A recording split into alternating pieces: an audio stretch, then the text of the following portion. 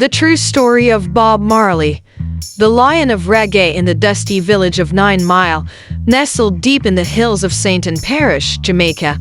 A child was born on February 6, 1945. His name was Robert Nesta Marley, the son of a teenage Jamaican girl, Cedella Booker, and a white British naval officer, Norval Marley. From the start, Bob's life was tangled in contrast: poverty and privilege, black and white, peace and struggle. These tensions would later fuel the message of his music. Early life. A hard start. Bob Marley grew up in poverty. After Norval Marley died when Bob was just 10, Cedella moved the family to Trenchtown, one of the poorest and most dangerous neighborhoods in Kingston. But Trenchtown was also a melting pot of music, where ska, rocksteady, American R&B, and African rhythms collided in the slums. There, Bob met childhood friends Neville "Bunny" Livingston "Bunny" Wailer and Peter Tosh, with whom he would form a vocal group. The three young men were driven by dreams of rising beyond their surroundings. Music was their ticket out. The Wailers are born in the early 1960s, under the guidance of legendary producer Coxsone Dodd. Bob, Bunny, and Tosh formed the Wailers. They started off singing ska and rocksteady, with hits like "Simmer Down." These songs had energy and bounce, but they also hinted at the deeper consciousness brewing in Bob. Then came the Rastafari movement, a powerful spiritual and cultural force that would define Marley's identity. Rastafari gave him more than religion. It gave him a mission. Bob grew dreadlocks, smoked ganja sacramentally, and embraced Haile Selassie I, the Ethiopian emperor, as the living god. The spiritual awakening began to show in his lyrics. Reggae is born, and Marley becomes a prophet as Jamaica transitioned from ska to reggae in the late 1960s.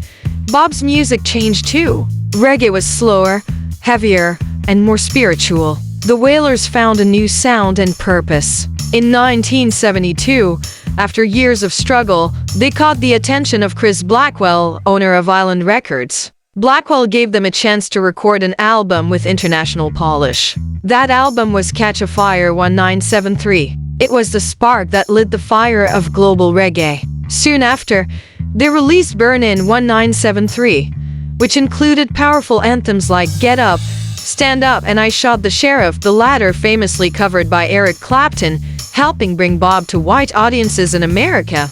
But success came with sacrifice. Creative differences led Tosh and Bunny to leave the band, wanting to pursue their own visions of reggae. Bob continued under the name Bob Marley in the Wailers, backed by a new group and the powerful harmonies of the female trio, the I-Threes, which included his wife, Rita Marley. Voice of the people throughout the 1970s, Bob Marley became more than a musician. He became a symbol of resistance, liberation, and unity.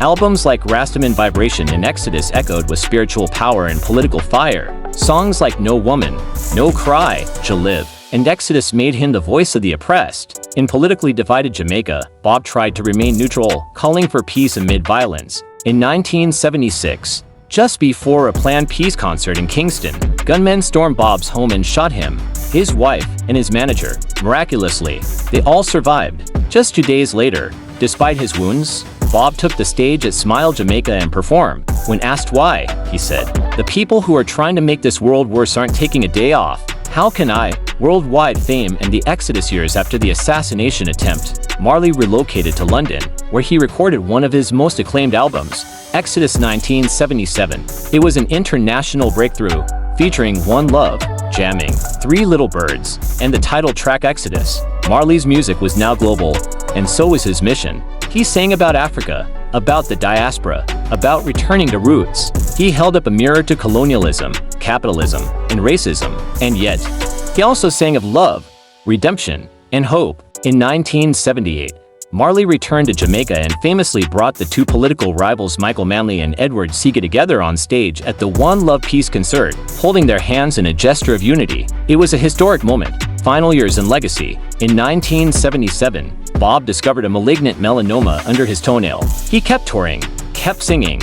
Even as the cancer spread, he collapsed while jogging in New York in 1980, during the uprising tour his last tour. Despite treatment attempts, the cancer had spread to his brain, lungs, and liver. On May 11, 1981, Bob Marley died in Miami, Florida, at just 36 years old. His final words to his son Ziggy were, "Money can't buy life."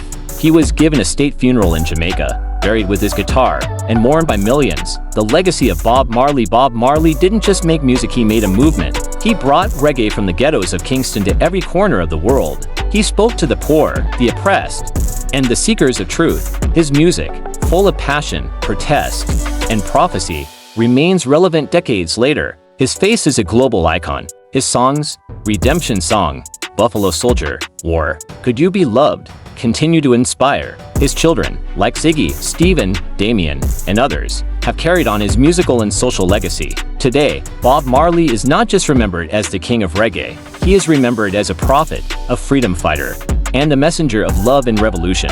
As he once said, "Greater than my music will go on forever." Maybe it's a fool say that, but when me know facts, me can say facts. My music will go on forever.